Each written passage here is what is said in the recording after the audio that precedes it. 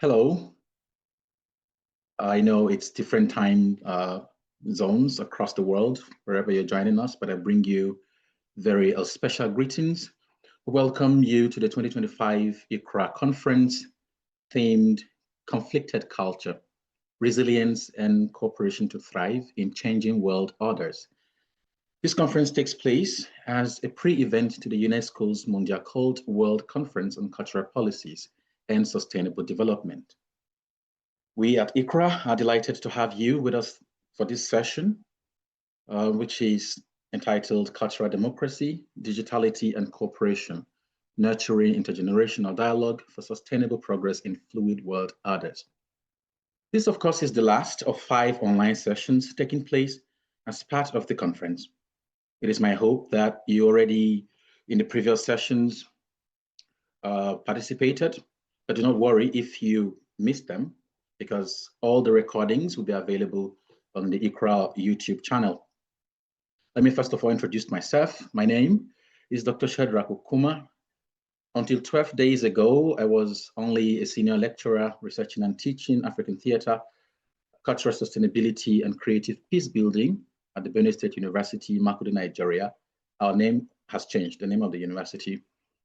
But on Sunday, 14 September, the governor of my state appointed me as the Director General for the Bureau for Arts, Culture, and Tourism. So I'm wearing 2 caps now, from research to practice. I believe that my membership of ICRRA was also an added advantage in my selection. And so I will tell you what ICRRA means.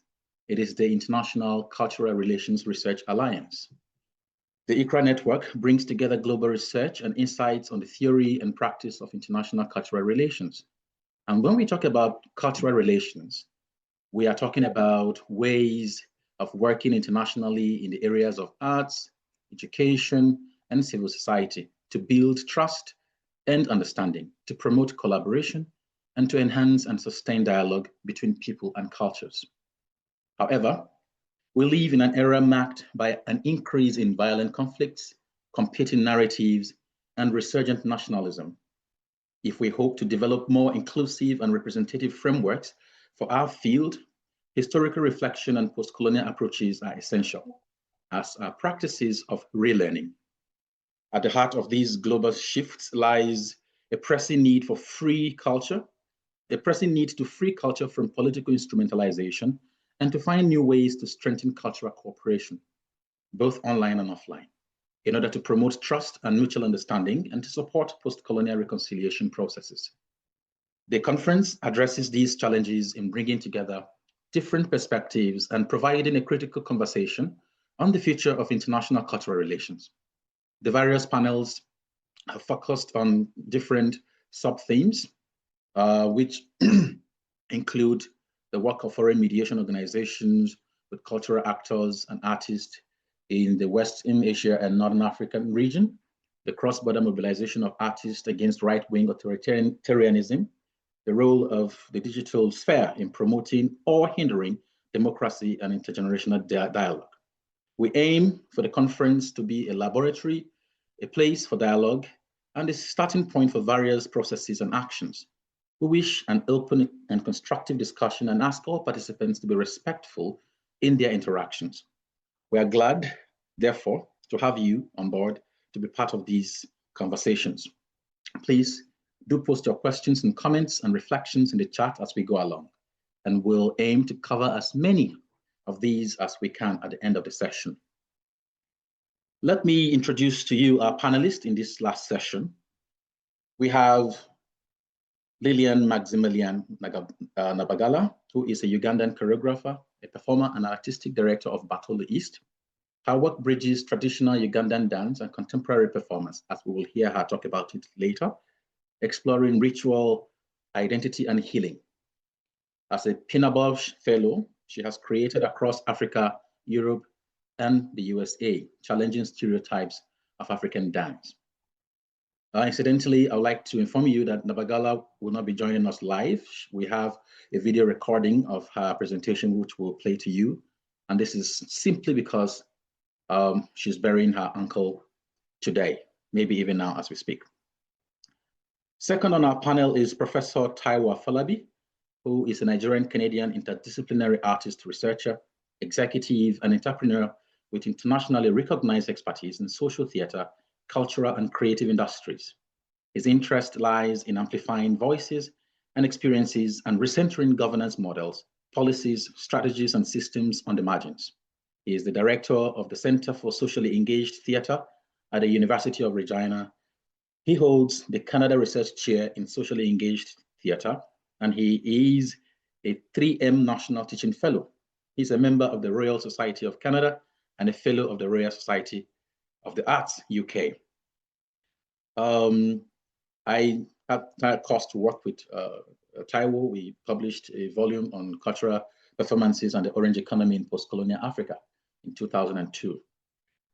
The third person on our panel is Sharon Cooper, who is a South African cultural strategist and activist. As lead for the strategic partnerships and sponsorships for Afropunk Africa, she built bridges between brands, government, and communities. With experience across festivals like Soweto Wine and Lifestyle, she champions cultural democracy using strategy to connect people, values, and economies through inclusive partnerships. And so, at this panel, we are hoping that these very consummate researchers and practitioners will help us to go through perspectives and theoretical underpinnings of cultural democracy and its relevance in today's global landscape, and also examine the empirical evidence supporting the development of digital media on intergenerational dialogue, to identify practical approaches to enhancing collaboration across generations and promoting intercultural communication, as well as co-create strategies for leveraging digitality to strengthen intercultural communication and cooperation. Taiwo, you recently published a work on participation, which for me is a coming together of many years of your research and experience in theater and culture in many ramifications. Could you help take us through the connecting lines between cultural democracy and cultural understanding in a digital era, and what that could mean for intergenerational dialogue? Absolutely, and thank you so much thank you for the invitation, Dr. Shedrack Ukuma, and thanks to ICRRA for putting this conference together. What I'm going to do in my presentation is to offer some thoughts and provocations regarding the intersection of cultural diplomacy within the digital era and ways that it can hopefully foster social cohesion within the context of participation, like you rightly mentioned.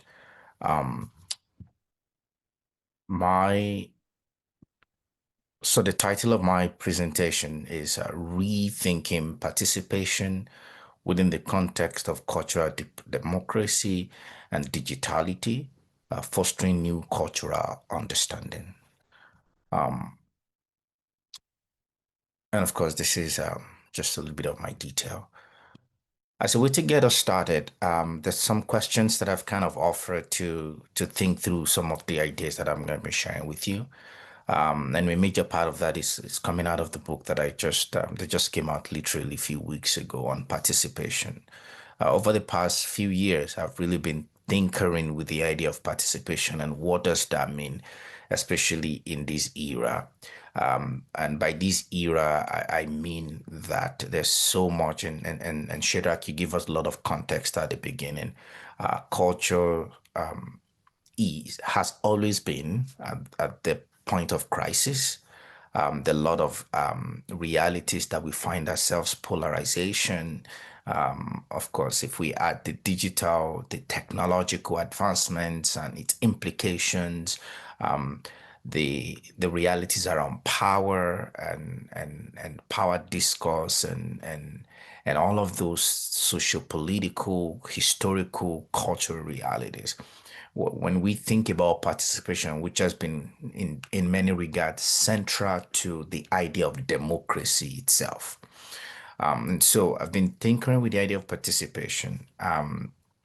But before I launch into that, to give you a bit of background to my own work, my background started from theater for development, and I really want to shout out to the earlier presenter. Of course, we couldn't see the video clearly, but to really shout out to the work that she's doing in Uganda and different spaces, but using the body, using dance as a tool for cultural participation and all of that.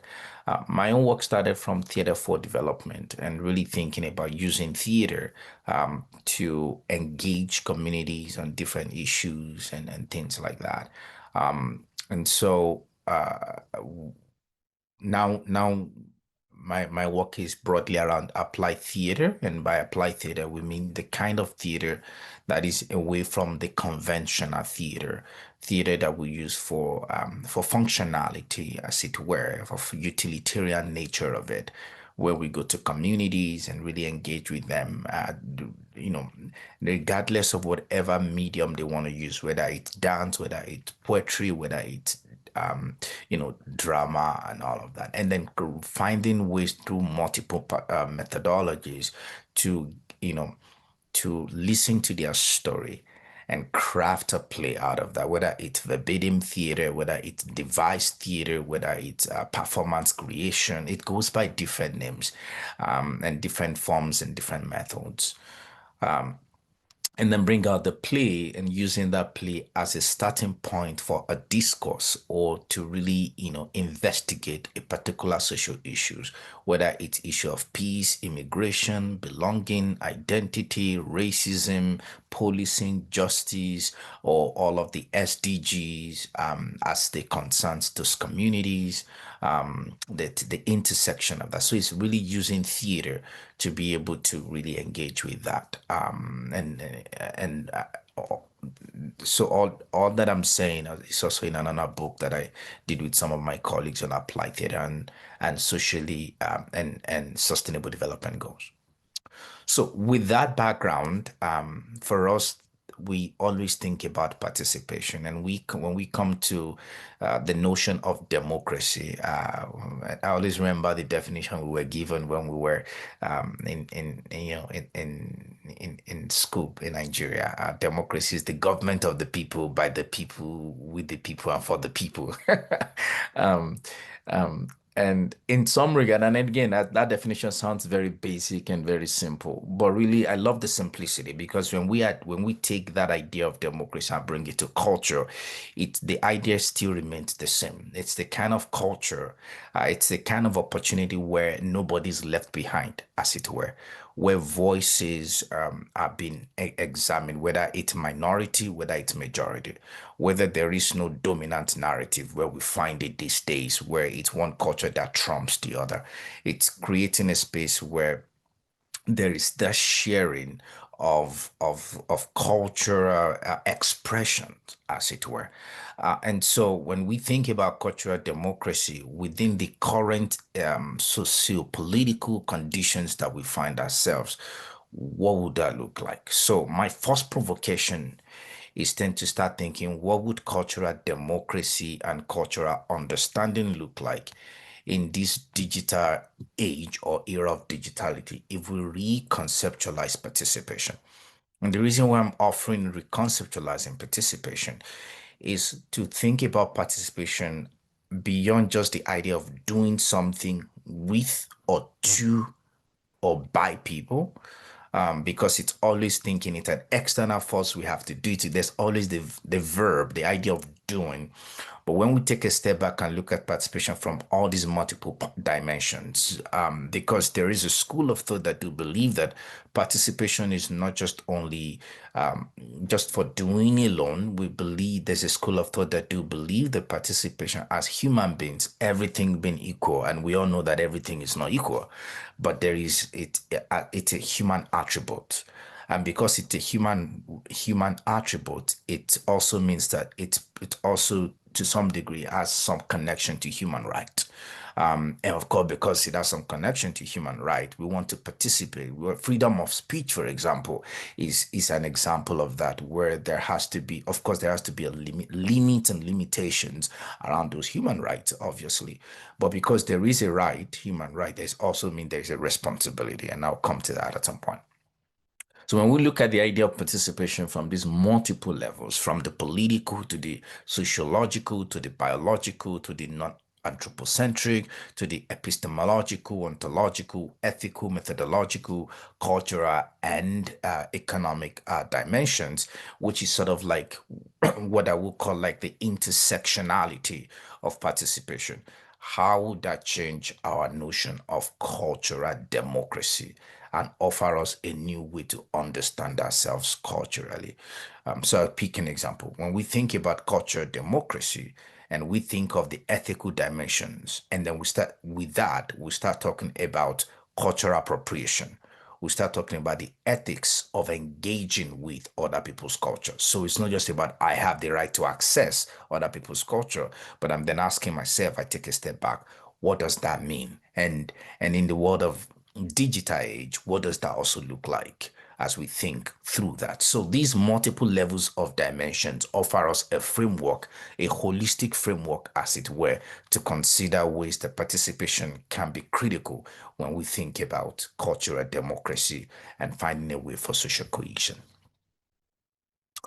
Now, with that being said, I then can move further to start thinking about when we then consider cultural democracy from this intersectional perspective, what might shift in our current understanding and practice of social cohesion? Like I rightly mentioned, my own background is from theaters, particularly applied theater, where it's about performance, storytelling, really engaging using the, using the body, using the various cultural materials, artifacts, and artworks of the community to engage with them. And so when I bring that into the practice of applied theater, I start thinking on these five levels. And it can be more than that. Again, this is meant to be a framework for us to think through some of these ideas. So it's not the framework. It's just one way of thinking about it. I want to start with methodological. The methodological is really critical right now because in the context of this conversation, we're talking about the digitality, the era of the digital age. And we know that there's so much that has to do with how we're doing cultural democracy now. Um, because of the advancement that we've encountered and experienced and continued push borders of imagination and innovation. 3D is a reality now. Intensive immersion is a reality now. So introducing the thinking about the method of how we engage with content, with cultural content, it then becomes very, very important.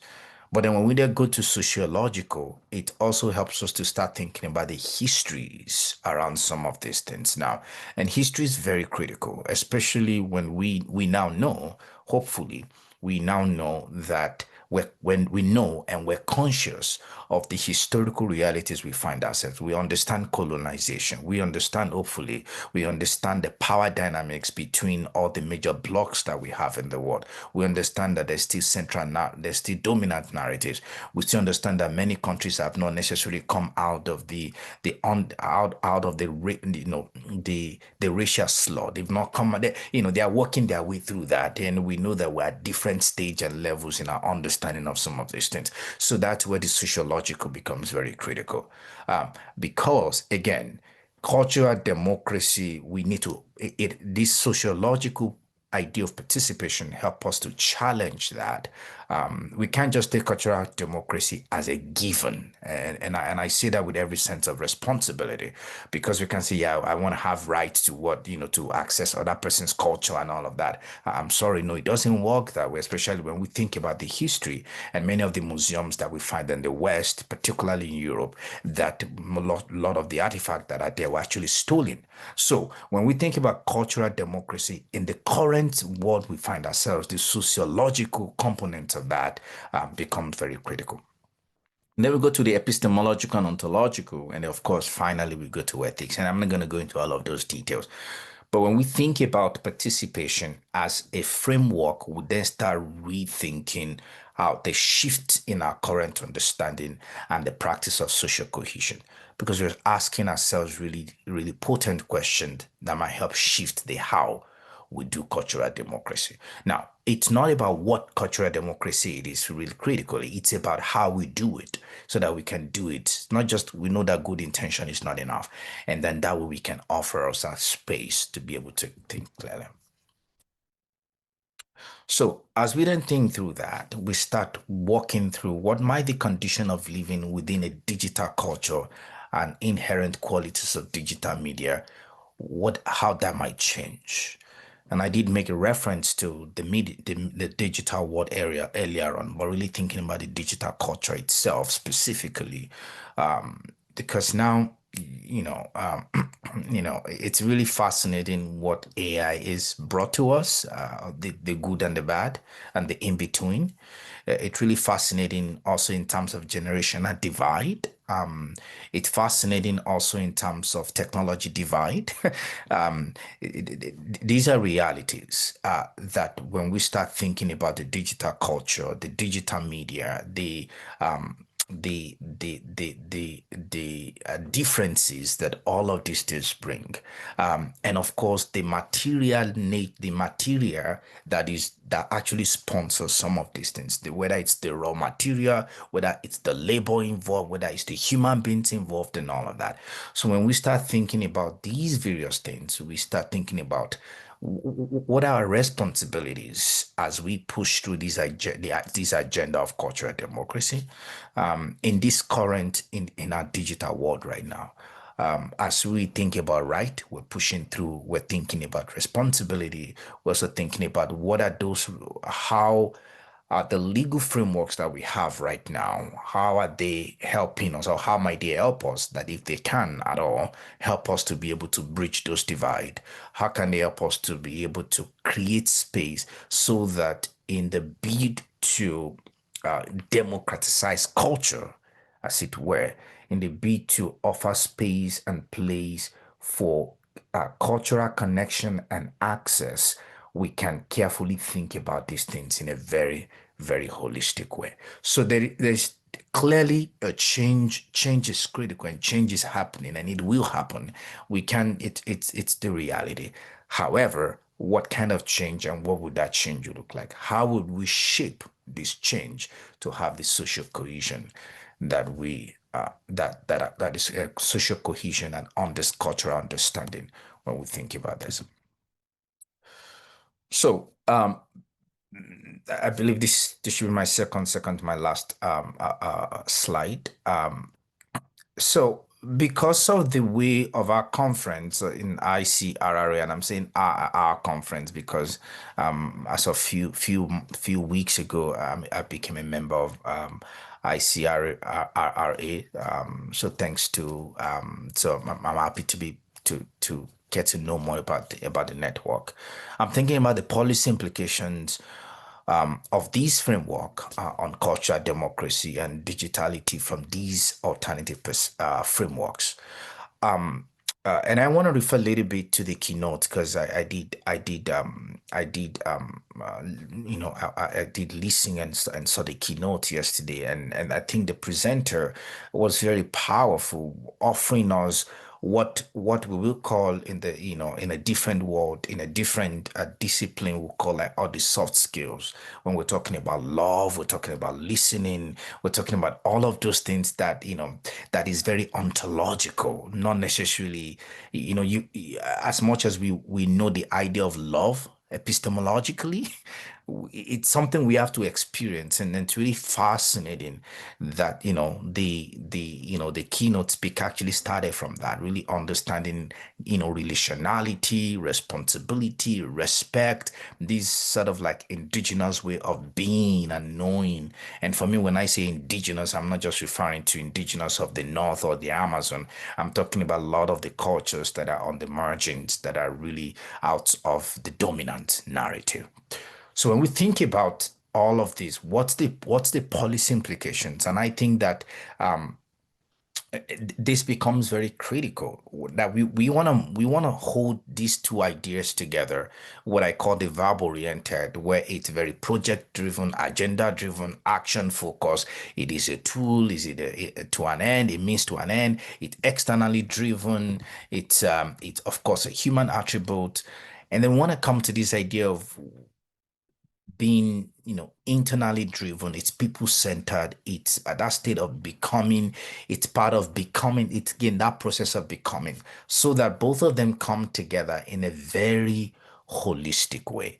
And that's how we do theater. That's what theater is all about. Theater, as much as we want the knowledge, we talk about this way of doing, we also focus on way of being. And writers, we say, when we go to communities, you don't just go to community and just to extract from them. We go to community to be present. We go to communities to think carefully, to think with them, to learn from them, to learn with them. And then through that process, we can create a story that can work, or a story that they really deem fit by themselves. I'll give an example, and then I'll walk to my final slide. I'm currently in Canada, and as many on this call may know, and those that be seeing this later, Canada is considered as a multicultural nation.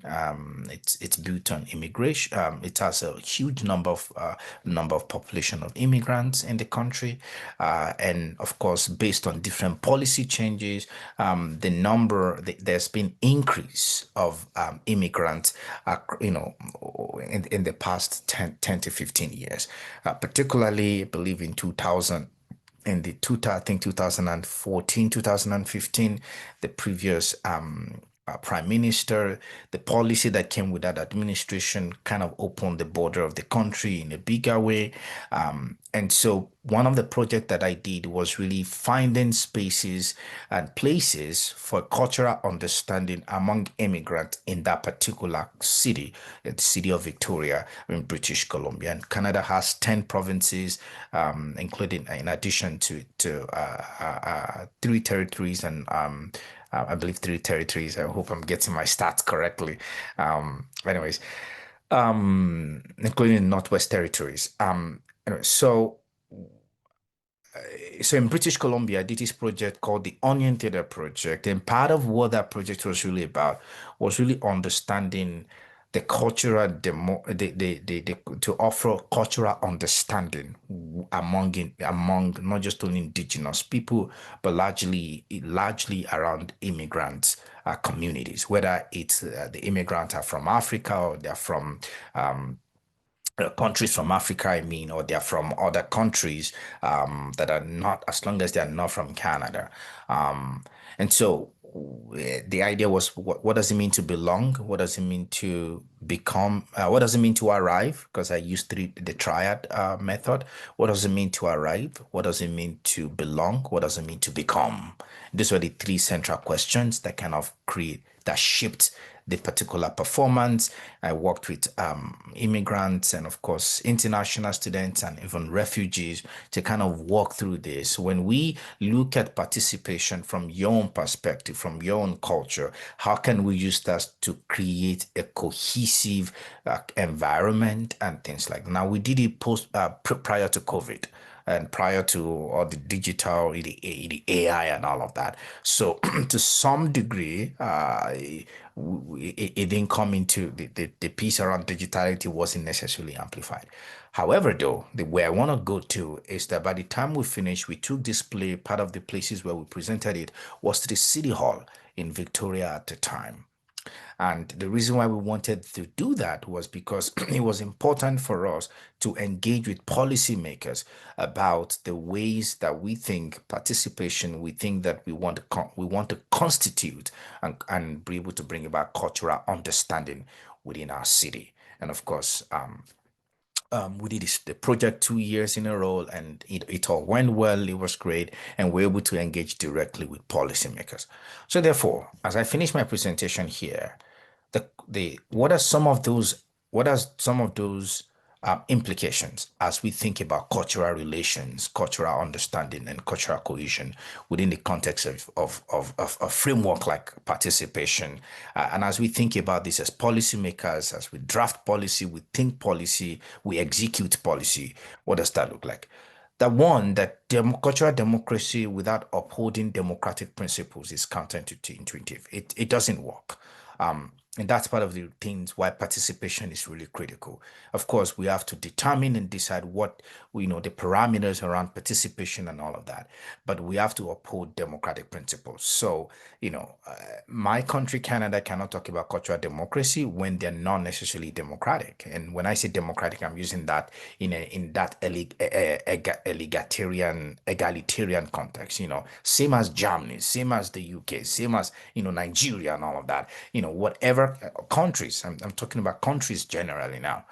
We can't talk about cultural democracy without upholding democratic principles. It doesn't just work, because then it will mean that we're just talking the talk but not walking the talk. Number two is that it means that we have to reconsider a non-anthropocentric mindset. And I did talk about that earlier on. I mentioned that in part of the dimensions. A lot of the time when we talk about cultural democracy and all of that, and I think, yes, we're doing a better job. Things are beginning to shift, especially with UNESCO, to looking at intangible cultural heritage and different things like that. We have to think about practices and things like that. So we continue to kind of push those borders. This other thing is to redefine and to define context for social cohesion and new parallel reality. Whether it's from a geographical standpoint, or from an age standpoint, from a generational standpoint, or from a civilization standpoint, or from a technological standpoint, these are just parallel. These are realities that we have to constantly reimagine and redefine. We have to pay attention to new cultures and cultural understanding that are emerging. New cultures are emerging. That's just a reality. And that would have implication on cultural democracy. It would have implication on cultural relations. It would have implication on how we constitute and arrive at social cohesion, whatever that means. It also means that we have to decenter dominant powers and systems, including technology and digital world. Earlier on, Shadrach talked about the book that we did a few years ago that was talking about recentering orange economy within Africa, and really thinking about what that means, so that the dominant powers and system can start taking a step back and say that I'm a believer there has to be multiple centers, not just one center, and that there has to be a connection between all of these centers, so that we don't just have one kind of center. And of course, there's the school of thoughts that really support this, and I know that in many of those that are listening or that will listen or watch this later, this might be a support part of your work. The digital culture and context also raise ethical issues that do not necessarily have one right answer, it doesn't have one answer, but we need to consider those ethical realities, those issues that it raises. We need to think of technology as a double-edged sword. As much as it gives us privileges and access, it also offers new systems of dominance and extractions with potential for public good. It's just a reality. Like the microchips, the phone that we have, there's a materialness to it. And those materials are gotten from somewhere else. And most of the time, not even in the West. They're all outside the West. And so we're depleting the earth. We're affecting some other people's socio-economic realities while we continue to enjoy that. And I will leave it at that, open to questions and open to engaging with my other presenter once it's time. So thank you so much. I'll pass it back to you, Shadrach. Thank you very much, Taiwo. I didn't want to stop you because, the flow was coming. And again, perhaps we saved some time not playing the video earlier. but we appreciate that. Maybe you want to think through what is happening now with cultural democracy. Everyone, we're advocating that people should be able to participate, people should be able to create. And at the same time, there is the interest of the government that maybe wants to regulate. And then when all of this comes together, what might that mean for, maybe the next generations that will come after us? Because don't forget, the internet does not forget, that's what they say. So we're going to put all of this there, and then they come to meet it. Who might they think that we are? Anyways, we can talk about this in the discussion session. Absolutely. Yeah, Sharon, you pioneered Afropunk in Johannesburg and worked a lot with young people. And I believe there are insights from there that you could maybe share with us what digitality or digital media may have, worked in helping the younger persons find their voices, to also express themselves, to be part of an idea like cultural democracy. But over to you. Thank you. And thank you for inviting me to participate. A disclaimer at the onset, I know this is a particularly academic platform.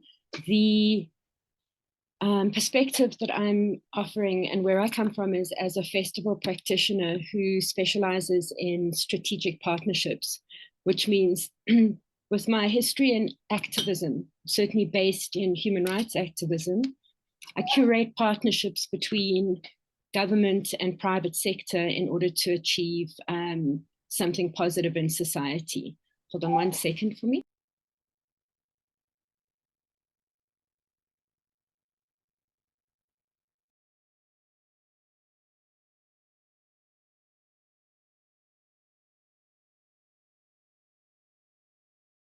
Geez. All right, I'm going to move straight into a presentation for you.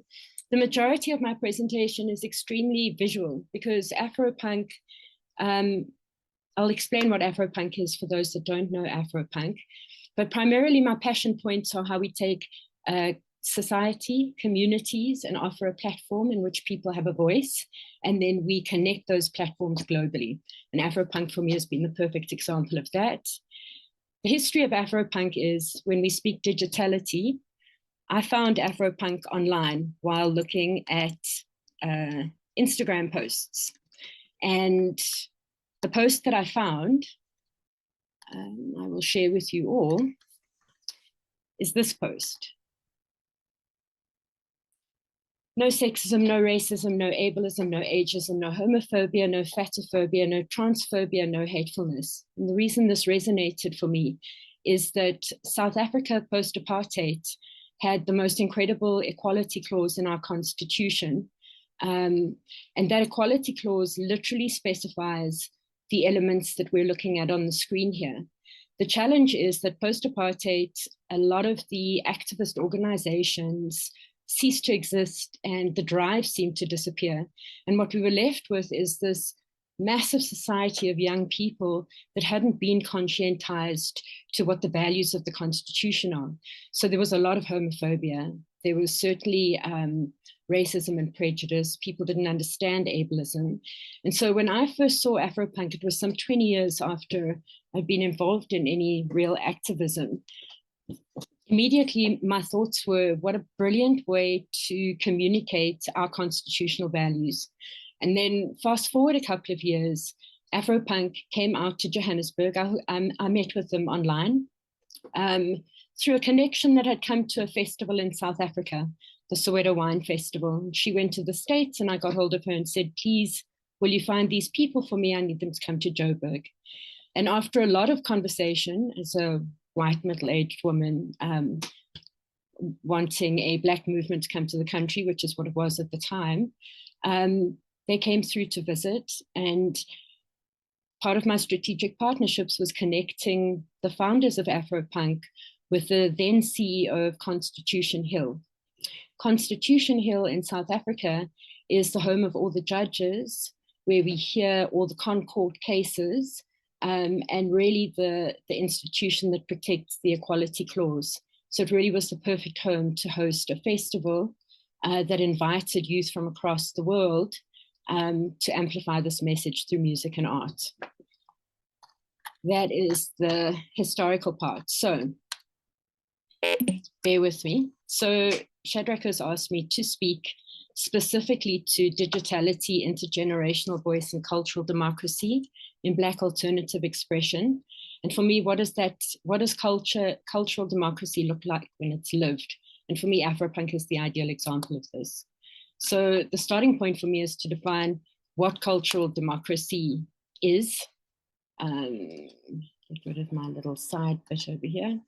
The idea that everyone has the right to create, share, and shape culture, ensuring diverse voices are valued, communities have agency, and cultural life reflects the whole society. Afropunk is particularly focused on the other Black experience. So cultural democracy in action for me is the radical inclusion, platforms for underrepresented Black voices, and it's the other Black experience primarily. The audience are the co-creators through a number of programs developed specifically around Afropunk, and then the global stages that connect the artists and the makers and the creators and the audience across Brooklyn, Johannesburg, Paris, Atlanta, and Brazil. So that's the in real life experience. The digital footprint is well over 3 million people.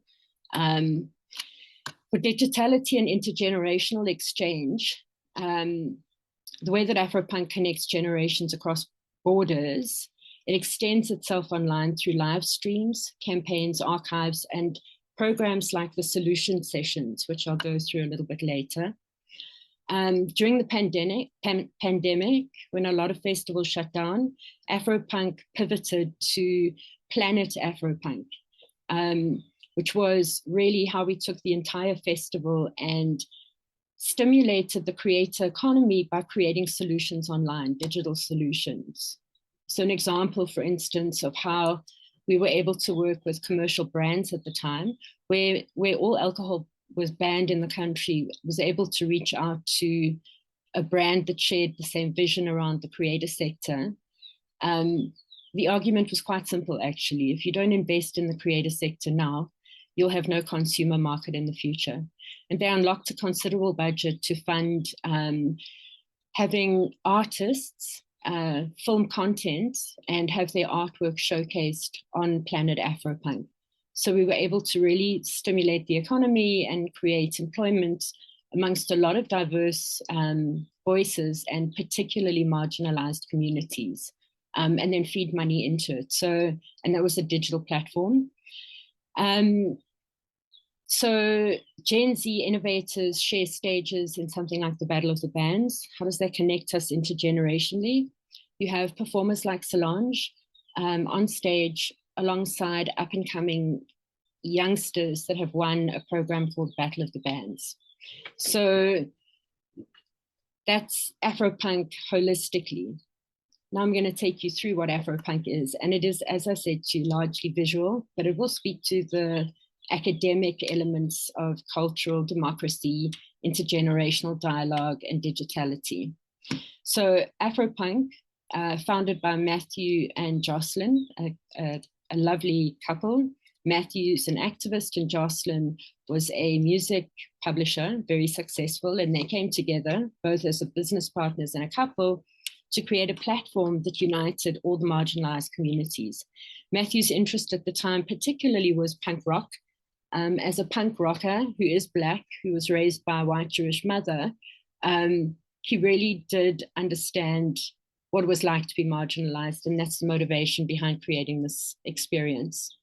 The way that the experience is defined is as a multicultural experience on a worldwide platform. It's a movement and it exists to inspire and create space for the most expressive, influential, created, and educated youth from across the African diaspora. It is, or it was, the only global entity exploring the spectrum of race and identity and redefining the modern multicultural experience. Afropunk is driven by the mission to unleash expression, honor individuality, and fortify community. At the time Afropunk happened, it really is the epitome of what there's a backlash against now. Everything about Afropunk is about personal expression, nothing homogenous, and for people to have pride in what they believe in and who they are, but to create a platform where even if that isn't something that resonates for you, so for instance, you may arrive at Afropunk and you have homophobic ideas, by year 2, you certainly don't. So, I mean, I personally witnessed how an entire community of people from across the globe became aware of and sensitized to and better people. It was a common platform where discrimination didn't exist. So these are the elements that bring together the audience. This is a snapshot of around the world where Afropunk reaches. This is the digitality of Afropunk. It's based entirely as a media digital house online. So it has the festivals, it has takeover sessions, it has private little parties, then it has a whole series of programs in each country.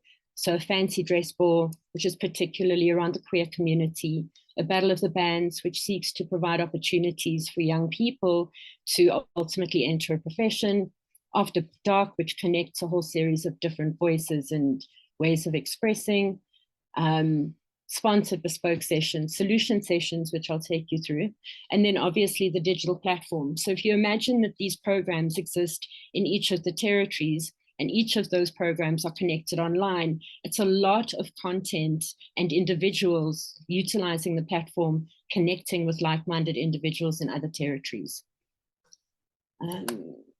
So just at a glance, all roads lead to Joburg. We were in December, so the idea was to have a global roadshow.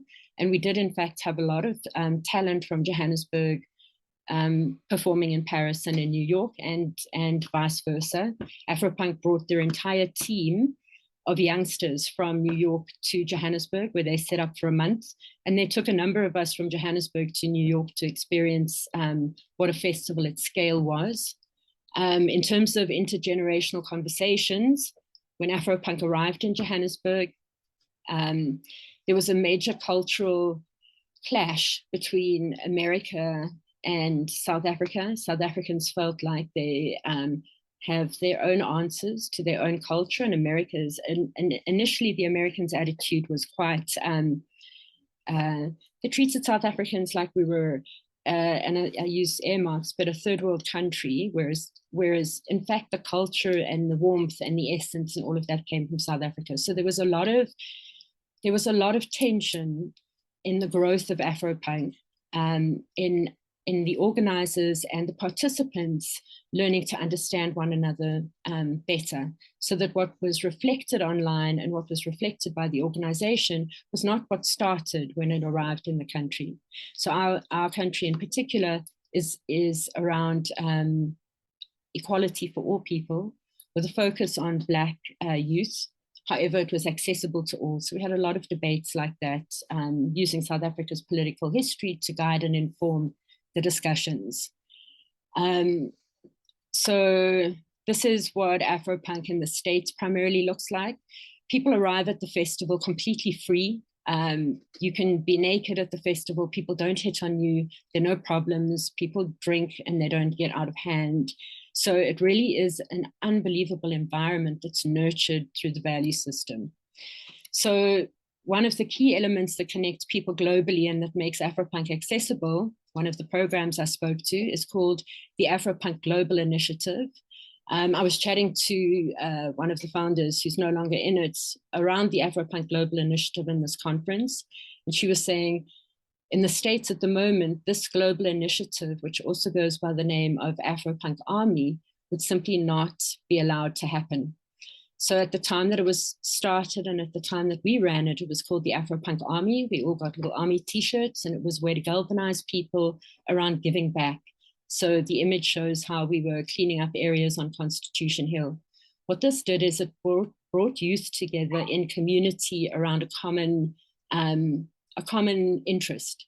So in the build up to Afropunk, we were connecting individuals, people getting to know one another, people participating in events together. So by the time they were at the festival, there'd actually been quite a commitment to civil society and giving back. The People Resist was a theme in 2018 that I wanted to run through quite quickly visually, because the People Resist and the fist of resistance speaks to intergenerational dialogue, and it went into a very big digital space. So These are some of the images that were taken at Afropunk. The people in the images are photographs of actual audience members. So the fist is the cultural symbol reimagined. Cultural democracy shows that the community took ownership of their participation. Digitality, it was amplified across the borders and across the world, and it bridges the struggles through intergenerational dialogue. This is how people show up at the festivals. They dress completely self-expression, very varied from one person to another. The way that we created this fist is there was an artist who's initially from Mozambique, in South Africa, background, a lot of struggle. He created the fist, and it was used as not only a digital campaign, it was spray painted across Johannesburg in very unusual areas so that people started talking about it prior to them participating.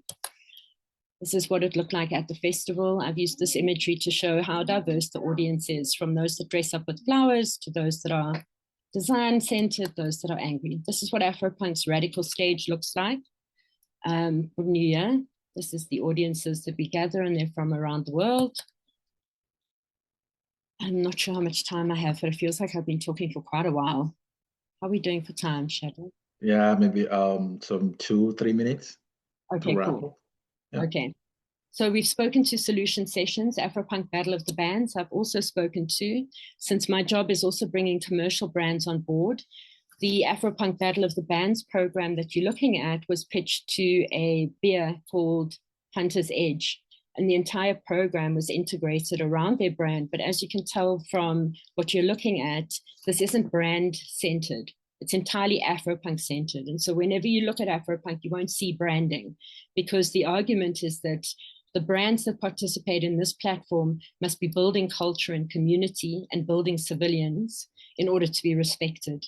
And so it really was, for me, a lot of the pioneering work around purpose-led participation. Dr. Angela Davis was one of the speakers in Johannesburg. So there was phenomenal stuff that came out of the solution sessions with her. Our solution sessions are content globally. These are the podcasts, the solution sessions broadcast as. This is the audience that attended in Joburg on Con Hill, just for the purposes of seeing the intergenerational collaboration and varied color. Dr. Angela Davis left us with, when young Black creative people get together, we have the solutions right there in the room to take on some of our most pressing challenges. All we need are spaces to talk about them, spaces to connect, and spaces for healing. And for me, that ultimately is the essence of what we're trying to resolve through these cultural discussions. And that's all I have for you. Thank you. Thank you. Thank you very much, Sharon. Thank you very much. That was quite illuminating. Maybe I'll not let you off the hook yet, so I'll start with you. Afropunk, you said it's sharing the other African experience, and the organization basically celebrates Black culture. You know, one of the underlying issues in this conference is the fact that there are growing notions of us versus them, notions of nationalism, and things like that. So I know you personally, so I know you won't be offended if I ask you this question. As a white South African, when you are part of the movement, or you experience, you know, a cultural production that celebrates a certain culture, to what extent do we say that we are also not, you know, deepening the divide of interracial dialogue now, you know, from intergenerational to interracial dialogue, because it's still within the ambit of, you know, notions of nationalism or notions of us versus them.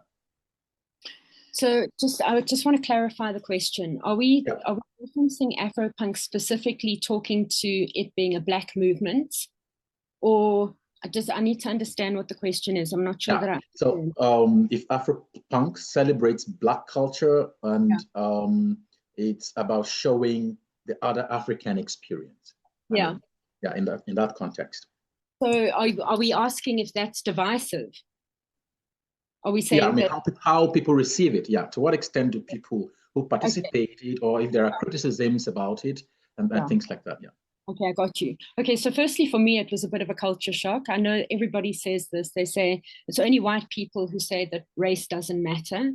But I grew up amongst activist parents, and the background to me joining Afropunk was running a festival in Soweto with my family. My mother's a wine master, and we used wine as the cultural connection to transform the industry and significantly impact that economy. So my lens was a little skewed at the onset. But when Afropunk came to South Africa, they were very angry, and the social media was very anti-white and obviously anti-white, as in with posting jokes about white people and. So it really wasn't the ideology that I wanted them to come to the country and promote, because South Africa's constitution is unbelievably progressive. While we understand racism and we understand the impact, the future isn't racist. The point is to challenge prejudice as well as racism, right?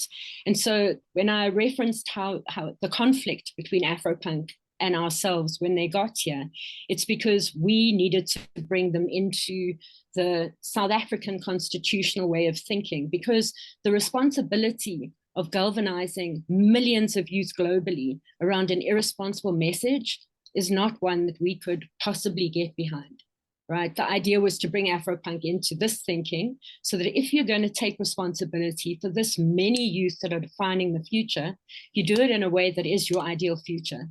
So the conflicts existed, but ultimately Afropunk was open to everybody. And there were white and black people that participated, because South Africans particularly have the benefit of a really beautiful constitution. So that for me is what's so exciting about them having been here. They were on Constitution Hill. We had youth from across the world, and we had those difficult discussions, because there is this. There really is. Thank you. You know, yeah, I mean, you said the future isn't racist, and that's a very powerful statement, and that it resonates with me, and I'm sure other participants for a long time. But talking about the future, there's a question in the chat that says, what is the future of Afropunk, and how might international cultural relations play a more prominent role in its future? Maybe you might take a time to reflect on that.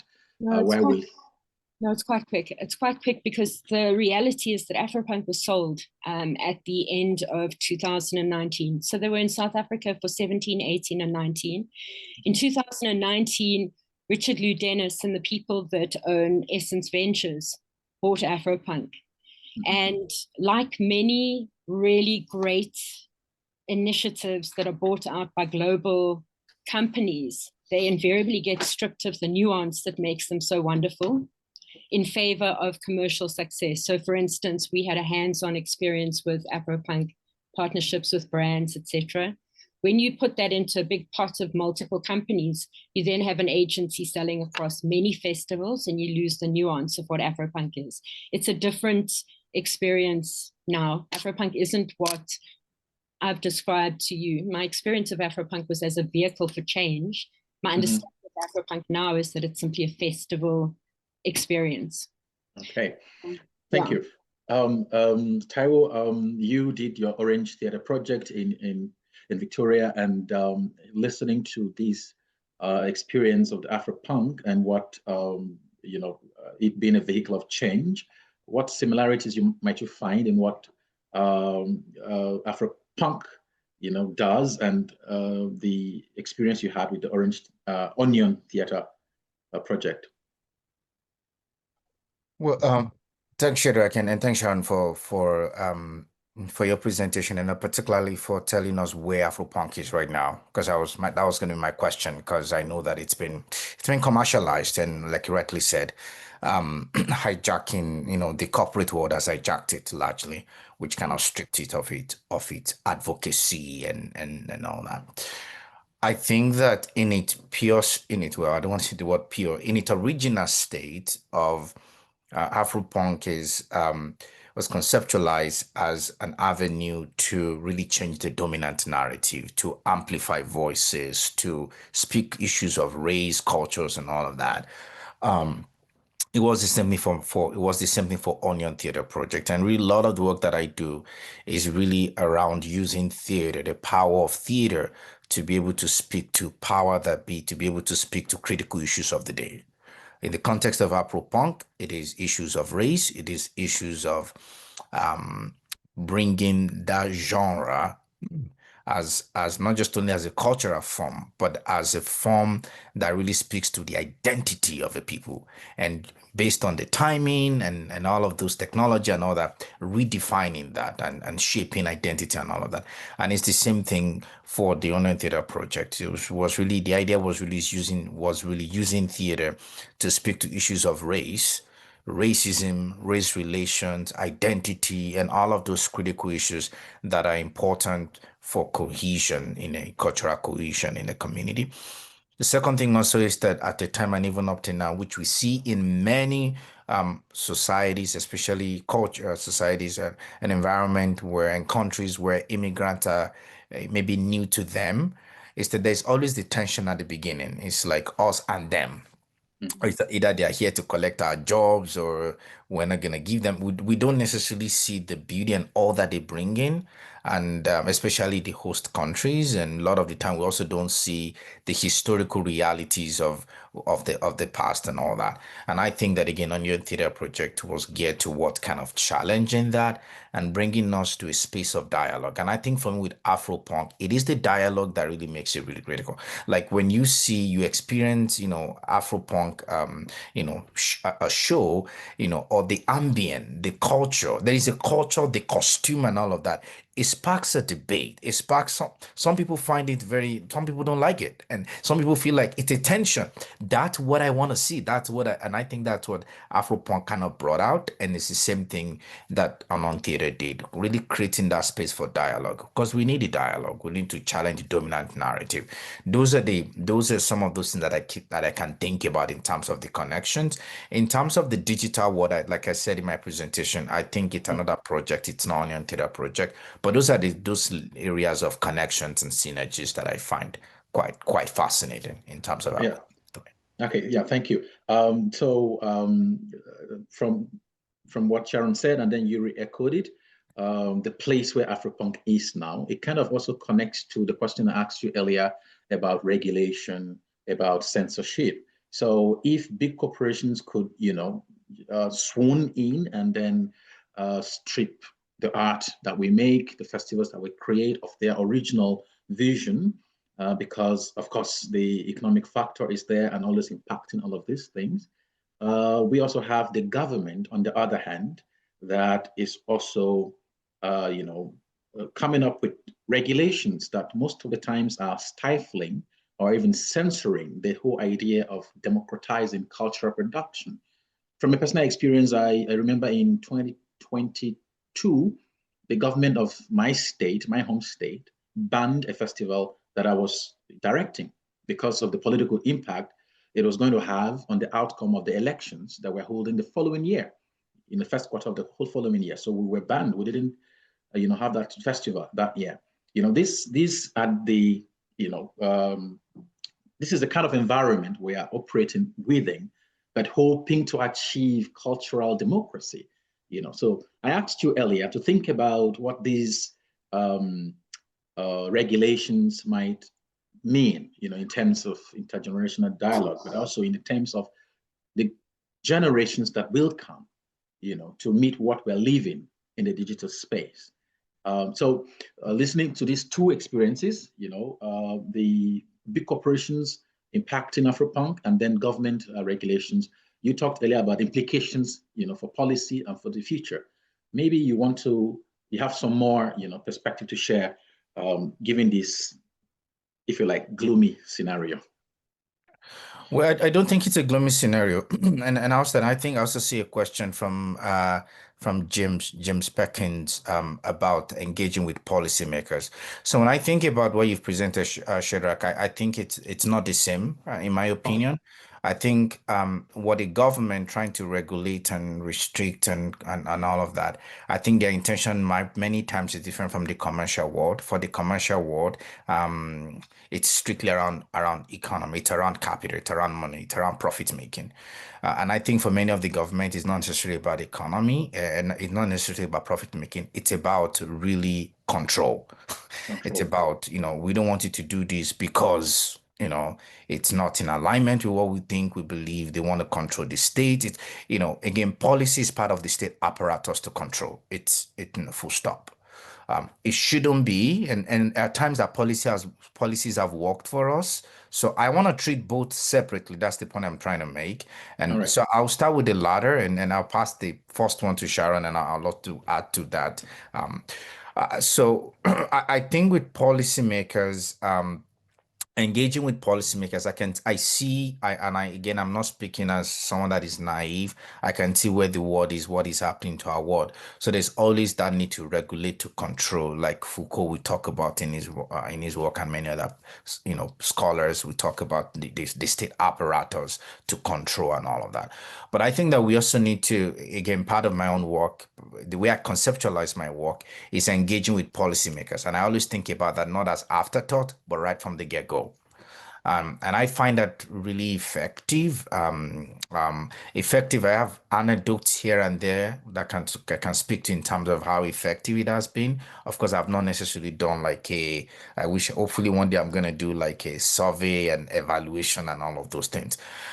I think the first thing is kind of finding ways, meeting them where they're at. The reality is in terms of their timing, in terms of their priorities and all of those things, that at times, unfortunately, theater and culture and all of those things on paper, it's of priority. But when it comes to the real reality, I don't think that they are forced to go to. They're always thinking about employment. They're thinking about creating job opportunities, bringing infrastructures and things like that. And so I think for me, first is finding ways to think about engaging with them from the get-go with the project that we're doing, especially in my own for me, in terms of theater, because my theater is it's in community with community members. I'm going to go out to, I go to them. They don't come to me, I go to them, because that becomes very important. Now, I know at the beginning it can be very performative. They'll tell you, yes, it's great and all of that. And then start finding ways. One is, whatever policy that is existing right now, what are the ways that I can connect what I'm doing to it? Because again, they have mandate, they have things that they want to achieve. And again, going back to that idea of culture and creativity, research policy, these are formidable tools that can help us to achieve many of those mandates.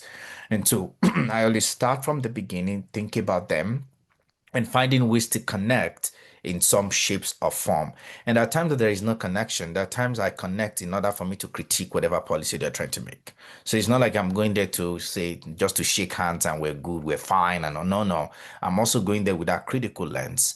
But also I want to understand them better, give them that opportunity to speak about. So that's number two. And for the particular project that I talked about at the time in Victoria, I'm no longer in the city of Victoria, so I can't speak to the details of the policies there and all of that.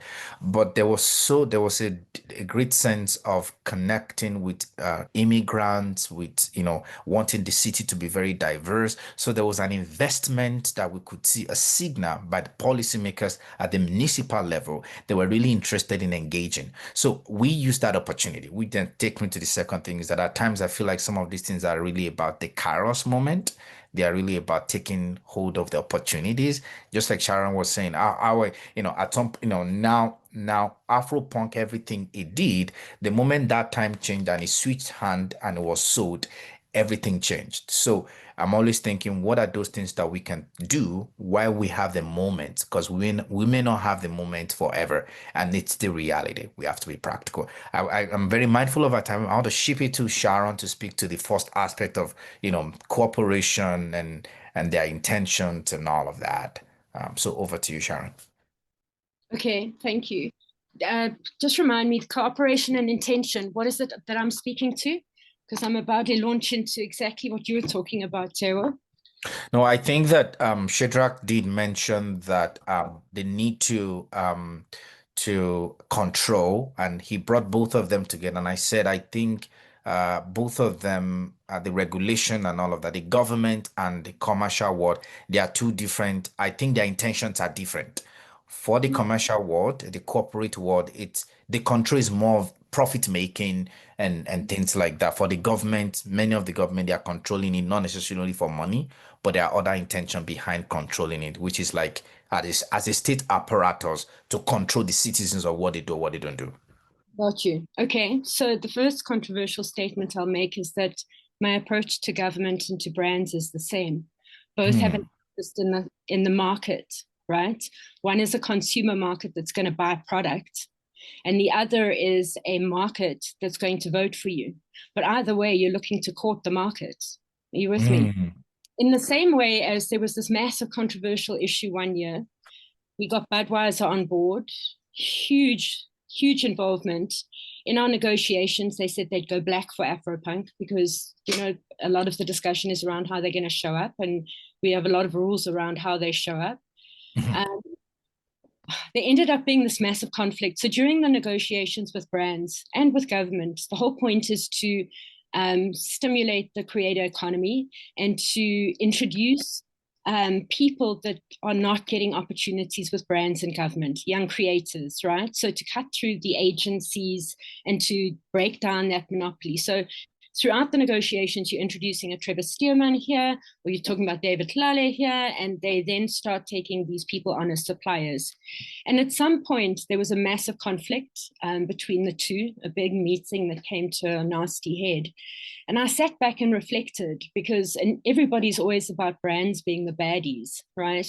And I sat back and I reflected because both Afropunk were hiring this one talent, and so were Budweiser. Both were investing money in the talent, and both were achieving the objective we were aiming for, which is to stimulate this local economy and provide job opportunities so people had power.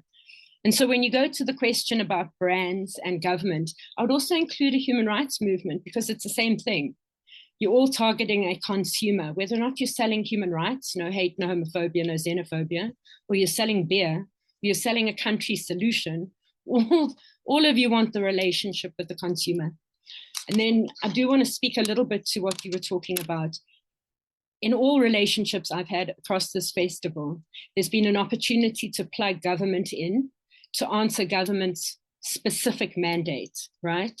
The challenge is there are not many people who come from an activist, committed background that's leaning towards socialism who will take the time and effort to connect that program, right? Because, for instance, one of the Battle of the Bands not Battle of the Bands, one of the Army programs, right, was experience for young people that have never had a job, that have just finished school, right? And they're on a government database, and it's the government's job to provide work experience. But it's not really a very clean database, and it's not a managed program, right? Plugging that program into a real experience on the day at Afropunk is hugely filled with conflict. Afropunk really don't care. There's not a lot of money there, right? You're only covering the costs of transport and food for the person getting the work experience, and then maybe the materials around that experience. And so it takes commitment and a team of people who have that vision to be able to bring the government in and then manage them, because this whole expectation of VIP tickets and I want more and I'm the boss, you need to manage. There are 5 tickets for that amount of money and I have no power, sorry. And then they hate the Americans for it. So you got to manage that, and then you've got to manage the Americans' attitude.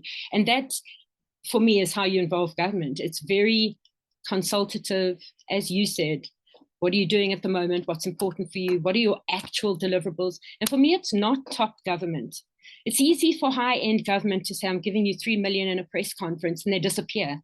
It's the people on the ground who are responsible for little budgets to deliver massive results in making access available that takes the time and who have the impact, in my experience. So change happens at an admin level with us, you know, so I think that answers it for you. Shadrach, I think you're muted. Thank you.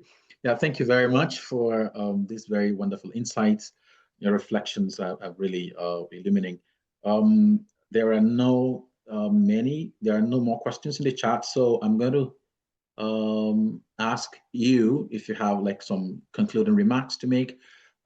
Take a minute each, and to do that, and then I'll move to the concluding part of the session. So, Taiwo, if there's something you left out or you Well, feel I think there's a question from someone here saying that I just want to get it. I'm trying to read through. I think it's a very long chat. So whoever that person is, Augustine, my apologies. I'm just trying to read through thing here for the purpose of like to interpretation and culture democracy refers to the idea that culture belongs to everyone, not just elites or institutions. Every a person has the right to create, participate, and shape, promote, challenges hierarchy. Yeah, exactly. That's what I'm trying to say. Exactly. I think that's what I'm trying to say is that culture, participation by thinking about participation, it reinforces that idea that yes, it doesn't belong to just one person. It doesn't have to be that we have to be answerable to. It has to be regulated. It has to be all of those things hierarchical. It belongs to, it doesn't belong to the elite and to the institutions, but our culture belongs to everyone. And every person has that right to create, to participate in, and to shape culture. I think that's what I'm trying to say. So I do hope that that came through clearly. And that's what I'm using as a framework of participation, because that's what participation inherently invites us to. Hopefully that clarifies that. I'm also saying that I'll be interested to hear more from Taiwo about his experience using data to engage with policymakers. Do you have more reflection on how to make these kind of policy engagement effective? What do you see as the role? Okay, let me try. So yes, I do have more reflections, and I think I've kind of mentioned some of them. One is that I think it's at the municipal level that I do agree with Sharon. Yes, as much as we want to engage at the national, I'm always thinking about the grassroots, the municipal level, at that level, because again, it's they have that local, that grassroots impact. It's thinking about involving them right from the get-go. Like a lot of the time, we only involve them when we are done with the research or when we are done with the performance and at the level of performing. No, I don't. I start from the get-go. So right now, I'm doing a project in my city, Regina, in Saskatchewan, around policing. I'm meeting already. I've met already with the police, chief of police. I've met already with the police, with the police college. I've met with the executive director of the police commission. So that before I even do anything, I am really interested in knowing and engaging and building relationship with them. And I understand those things take time. It's okay. For me, again, it's my own part. That's what I choose to do because it is effectiveness that I want. So really thinking about them from the get-go to the very end, but also thinking about what are their needs, just like Sharon was saying. I'm not using the consumer metaphor in my own work, but the reality is that there are mandates that these policymakers are trying to get on, and as researchers and as researchers and cultural experts and all of that, we have something to offer there, especially when many of those who are creating those policies may not necessarily have access to some of the resources and the ideas that we have access to. So I do believe that there's so much value there. So really offering those thoughts and those ideas. And then the other thing that I would say is that I think that again, when engaging with policymakers, I don't just want to engage with policymakers just because of my project. Like Sharon is saying, I want to engage with them throughout the entire spectrum of even before we elect them. It's really important. A lot of the time as researchers and artists and all of that, it's until when we need that office that we then engage with that office. Now, I want to engage way before that. And that's where advocacy, all of those things become very important. So for me, even in my own work, I start thinking when I'm done with the work, depending on what it is, I shift my gear from a researcher to advocate, to that of advocacy. And I may not have all the tools to do it because I'm in the academia. And then I connect to organizations that can actually do that. Say, see, I've done this research now. This is the result. You take. Can you use that to further the advocacy work that you're doing? So there are many ways like that. And again, I'm very mindful of our time, but I have a lot of reflection based on the work that I've done. I have to put a disclaimer. I have not measured it in any ways, but I have anecdotes of stories of where changes are happening here and there based on my conversation with them. I do hope that offer those thoughts kind of address those questions. I'll pass it back to you, Shadrach. Thank you for the invitation. I love hearing Sharon and connecting the work that you're doing with Afropunk. I'll pass it back to you, Sharon. And congratulations on your appointment again. Thank you, Taiwo. Thank you very much. Sharon, any final words? Yes, my final words to the sector, actually, is that I always hear, and I think I mentioned it, Shadrach, when we first met, I'm always hearing about funding and government support. Government didn't support Afropunk like it should have. We carried the message of the country because I'm an activist and I live it and I believe it. And so were Matthew and Jocelyn. And so they arrived in the country with no funding. We all put our hands in our pockets and we really just it really didn't make money. But we delivered the country's objectives because we believed in it as society. So basically what I'm saying is it has to be community driven. And if you diversify your funding interests, what culture has, what theater has, is you have the tastemakers that are leading trends. And brands have an interest in tastemakers leading trends. So you really are the perfect opportunity for brands to spend money with you if you control how their story comes across. Otherwise, you sell yourself out. So my message is diversify where you get your money from and understand that you are simply managing a community of people that nobody else can create themselves. That's the difference. Any brand can throw a party. They've got far more money than us. What they can't do is create the community that we create in the spaces like you have, Taiwo. So yeah, basically I would just say like the commercial and the government and all of that, we're all just one pot. You know, there's no real difference. We got to come together with commercial interests because government wants the commercial partners, right? Because that then gives you added leverage. That would really be in strategic partnerships, if you have access to the money from corporate, government has interest in a relationship with you and you're able to then leverage a little more. That's all I have for you. And how wonderful to be on a panel with you. Thank you, Taiwo, and very grateful to you, Shadrach. Thanks for inviting me. Okay, thank you very much. Thank you, Taiwo. Thank you, Sharon. Dear participants, you will receive the video from Nabagala in our YouTube channel. Please do your best to play it and also hear a perspective on the subject matter of our panel. Of course, we move now to the final part of this session. I thank you very much with your very generous way of sharing your reflections with us on the topic. I thank the audience for joining us for this session. Thank you all very much, and a huge thank you very specifically to our panelists, Taiwo, Sharon, and Nabagala, who couldn't join us live. I think now is to also, because this is the last session of the conference this year, we'd like to, on behalf of ICRRA, thank all our panelists from the earlier sessions, the 3 other sessions and the keynote. We had Jason, we have Voicha, Alejandro Salinas, we had Alejandro Gomez, Yishai, Amira, Hexe, Michael, Mohammed, Frederique, and Cecilia, who gave us the keynote.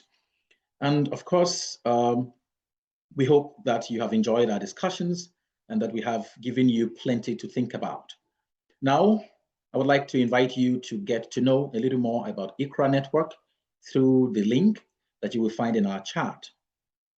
Please look it up and educate yourself about what ICRRA is, and you might also find conviction to become a member.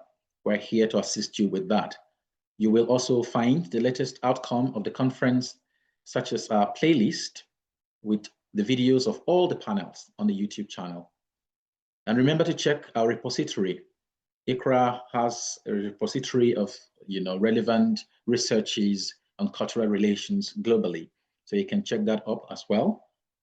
We will be publishing the policy brief and the proceedings of this conference in that repository as well. So as you look out for that, as you look through the repository in the coming days, you will find the policy brief. On behalf of the entire ICRRA network, we thank you very much for your attention, and we hope to see you again at our next conference, 2026. Goodbye.